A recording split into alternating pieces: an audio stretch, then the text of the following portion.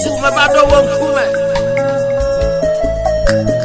Ye me bado wa fote. Me baba kwenye agbao. Ne me bese seo. Ne hunde teo. Hallelujah, hallelujah, hallelujah.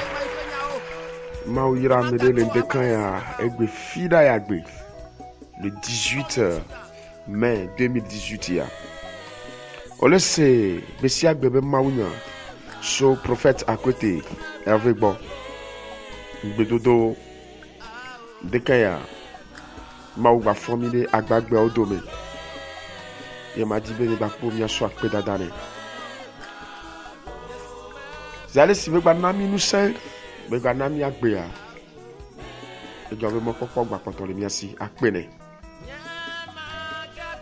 Sigbele kenye komi wone.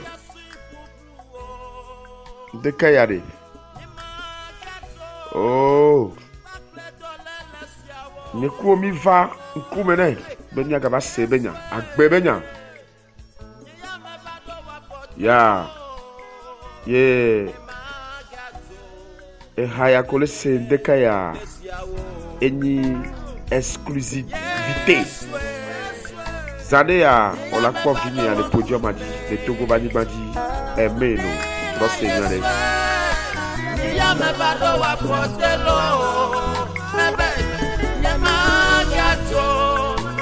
Ya zade ya la kwa aimé nous be album ya le asiame et la to zade ya officiellement. Voilà, milo exclusivité le matin. Et me hagbe ya me milano, ye mila se ma ou penya. Chaque ba ou so va ma ou bon. Ma ou yiro, ma ou basi le diou. Le Yesu ben comme. Azon dotom. Fofo ma vanu 50 atom ye dak me Yesu bon ye dore di le dekaya. A me nouvelle akpa me takpola me so beaucoup de kafkafu me so akpe manya glore na o. Dès mi pe apok gbogbo koko ekene no miame ye me famille deke ya bi gba pe ba gbo so be ba polo mi le Yesu Christo Nazareth la ben come papa chapeau nyanami so do nu se miame luvo le Yesu ben come amen deke ya neku milano ba o benyame nyanwe kapeta sa da shinami le deke ya. Et le Proverbe 28, verset 10. L'ododobak dans les tables avec voni, pipi, amewo, eglobe. Ceux qui sont intègres hériteront le bien. Proverbe 28, verset 10. Et bien, ceux qui sont intègres hériteront le bien. Et eglobe, ameko, owonan tepea, alo tona te seseria. Ebe ne neba mewa o nanko ola ni domele enu nyome eni gbedodo sigbele kem so do ko dibe chaque matin mano mama o pe gbedodo de kagba kudo Yehowa pe gbedodo ya ebe amesi o wo nanu tepe ameko tona te sesere le hosemi ameko like ameko be ao yo matro imegbedomo ameko le Yesuta o le pefu o le duaya o la te wonu gbegbelo ko amesi amele o le hihi ame ajedada efififi hasi wowo nu de pepe ko ame flow ona ve ya te tonu ladu ate sauver yo bagbe ne ya te zuke sinoto ya te swagbe to dasi ya ble du koblibo ne ya sudato vobe yo mawe o le dowa me vobe yo mawe o l'association me be yo mawe o totere Yesu ti vanwa le saunao amole ko Bible abe onyina nu nyi obe dome mi akpora be nyate peni nyawama dam se na me kele glona be ono hare Yesu ti yo be ya wonu tepea gbodo me po lati no hare Yesu ti no be yam ja daje yam ja fifio yam ja wa hasia so pogawa bere gbodo me po lati no hare Yesu ti be ya Kristo me po la de sonle ya aya o le jadu nse na mo gbon na nyawa mi akpoda be na nu tepe wo la one le mau pe nyang mau ke mudanajo mau ke tona nyatepe mau ke ne globe Oh, là-bas, chokolobo. Et d'adjema. Miakpo bedi. Et il y a les tepema. Mina miakpo, Genèse chapitre 6, verset 9. Le mot seba dans le bâton. Et tama depuis que ma sirikia. Oh, mais voici la postérité de Noé. Noé était un homme intègre, juste et intègre dans son corps. Ne marchant point, Noé marchait avec Dieu. Bible avec Noah. Eni ame wonu tepe, ame like, ame lek fuvon, ame kele jojo, nye be moji, ame de kele Christo, Yesu, Mau Jehovah, El Shaddam, I am that I am. Elle de assis à la bokabe. Bible avec Noah zon bakudo maut. Noé a marché avec Dieu. Nous te payons là automatiquement mauna nani bakudo. Nous te payons là au zona kudo maouye. Moni va maouye zona bakudo. Alléluia. Mate glebe maouye zona bakudo. Noah wonu tepe. Noah bebe ye ma wonu ke yebe dume towo na le gapoporamu. Ajeda da fififi. Et nous vovo homosexualité et nous barabado ko ineji le gapo pour me asome no vitasi ajudato no wa beye mawo enin tepe ola est-ce que no wa kebe wonu tepe a etie me awo bible be mawo va trame vendre yo kegen voilà nous kejo et sauver no wa kudo viao parce que première pata on a nous tepe non nous tepe o woji o se nous kele glono non intègre les maoumé, non intègre la poche soumé, non intègre les yessoumé. O matiemo, o maoula koko jak bedikami. Alléluia. Praise the Lord. Amen. Niaga trokpo Bible ame. Niakpo Exode 18 verset 21. Abe choisi parmi le peuple des hommes capables, craignant Dieu. Des hommes intègres, ennemis de la cupidité, établis-les sur eux, chefs des 1000, chefs de 100, chefs de 50, chefs de 10. Au quoi? Oh ben, j'ai trouvé le doigt dans la moseberi. Necha amedo ne ba saudo me gana monu. Ebe cha ameko le intègre ko ran tepe. Au quoi? No le tepe o ji kaka gbere kagbe a. Le dowa me no va le diame.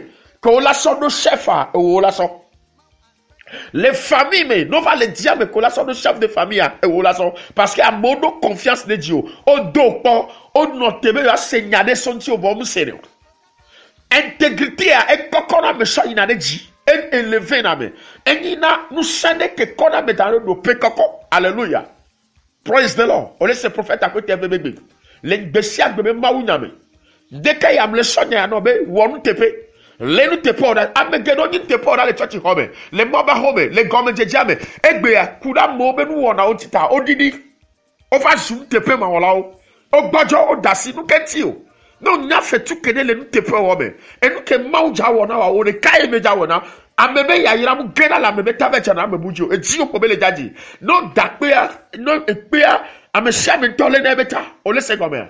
Praise the Lord. Mu dokbera de ta o le dekaya.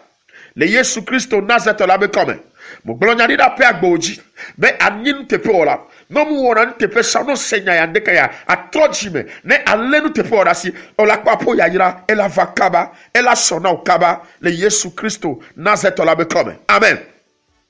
Ame kono te pe odo na mega. Okwa. Nous te payons taillons sur Daniel, les Amedjouva Nibaji, même à toi du premier ministre. Nous te payons taillons sur Joseph. Et maintenant, nous te payons, on l'a sorti, mais gaou. Les données, mes chefs de chantier, qu'on a eu, on l'a pas, moi, mais non, des vies, nous sommes, non, et les fidèles, et les intègres, t'as mis carré, dans nos postes, on y s'adja, nous, on a nous te payons, à peu tôt, on a nos dons, nos missions, à peu tôt, on a nos élevés, on a nos confiance, les dieux. Nous te payons, on a pas mon Canada, mais dit. Mouka me konyo. O teni trop sumola. Non on a nous te payons, à béton la carré dieu. Miagakpo, Job chapitre 1, verset 1. Eh bien, il y a dans le pays de Uz, un homme appelé Job. Cet homme était intègre et droit, craignant Dieu, se détournant du mal. Miagakpo, Job betinya. Bible na minyeme Job enyi te pe ola le mo pe kume. E fona ma yebe sinana nu badabara o. Munona me vondi o be hamu. muno na fendu la me ko nananya no ko pastor ananya no ko church o ananya no ko mau ano dalo mele mau vionchi mo no powder job muno na odomo enyi nu tepola e vona mau ameke ona nu tepia vona mau ameke ona nu tepia etene do kora la me voni o be hasoso me nous te payons là. N'y a pas de que Job ou nous te payons même. Ah, Bible la même ma ou ira Job le même te payons avec Kabe. Satan a tout à remarqué Job ya ira. Et Satan a denke si mais même nous te payons. Y est na pena ma ou ira. Et va y ma ou me kume. Debe tona bena profito Job. Wonne ba kude. Tona be ma benu le tio. Y ma dasi nous te payons là ma. Et la bena o ira le même te payons ta. Abosan tout à vona nous te payons là. Falabo shiki. Abosan vonami. Nya me kole ma odasi so gbegbe ke mo Yesu. L'an 2000 et quelques. L'an 2000 ouais, l'an 2000 là. Va sene gbe de mo tro le yomo. Mila jania va mila tite. Ola jani va tite. Ngba tite. No jani no tite anu tepe ola yoni. Elabe o mo so wani depe, so wani mlofo. Tite le dekre. Na gba to son ya di. Mo donu se o. Yem bio mo ba men veve de apia gboji be Yehowa basi ne no dio. C'est nous que Job glora. Job 8 verset 20. Eh bien non, Dieu ne rejette pas l'homme intègre. On le sait. Et ou expérience. Yen toji no ajoro. Dem mekeye Satan ba po sabana Job be jani be ya deux poa. Zale si Job ni te pe o lata. Bible a le fuke pe o kata me hamu demegbo. Et quand on les Yesu rasi et soit fait go et ton benade ne profido Yehowa ne ma ou ba gbe nous le go va egbe alléluia et quand on les te porasi finalement nous que Job va glonamio et dans ce cas Job lio Job 8 verset 20 non Dieu ne rejette pas l'homme intègre et il ne protège point les méchants okwea amodo susu nebe ame voni oji ma obasire non ame jojo ame wonu tepeo ame voma wo wa ojie ma obasi nona Job wo experience ya yebe deux desi bena mau pona musona ameko wo tepe so pugbe ne game ale yi yo pebe oh ye tote po Yesu edidi no vie ndi matoro be mau mu le ngolobe wo mau mu ngolobe wo no echi enu wo jake zade ya nyame do kaka nyame nu jake ya ebe veye nu sona nyame tepe wo so funa be veye va soma wo jayiro Vama ou moussa te pour la football. Elle a trop hop. Ndekaya, et trop le yoto prophète à côté avait dit. Be a trop bova. Et à souboé, à chaque bonnet. Et be amen veve. Et gakoton le dio. Le dekaya. O se prophète à côté avait bébé. To ma oba amen veve amen dekaya. Mou holonou. Mou donoution. Yano do bera détail. Mais nous coquet ma ou da rappel dit. Mais ma ou na ma obe du quoi. Ma oué. Godo. Appelle si ne oué. Appelle ne oué. Pour moi, il faut appeler Gamebassou. Maoba si le Dieu, le Jésus Christ au Nazareth la paix comme. Donc de la tao, be n'te peu là, bagule d'ailleurs, le Jésus ben comme. Ba trosé aimer nous, be ahayada, le Jésus ben comme. Yesu me bado wonkume. Ya me bado wa kote. Me baba kwenya agbao. Ne be vese seo. Nye hunde teo. Mati penyao. Nyen ko mai penyao. Nyema gacho abale simebao. On a été le 90 10 65 81 allo 97 17 0201 no jima do gbara détaillé allo nyade la sio jibi a partager bakudum ma perentiwa oh yom ma obasi le dio Banglobo Otroya Milano Zame Totolome Radio Aigle FM 2 donc pour la on a le WhatsApp dit le 90 10 65 81 quoi information radio abelindo donc quoi bon on a nos Zame Totolome bakudum Milado gbara de sur le pota be nti va fa ba na ho de pepeme e Yesu be comme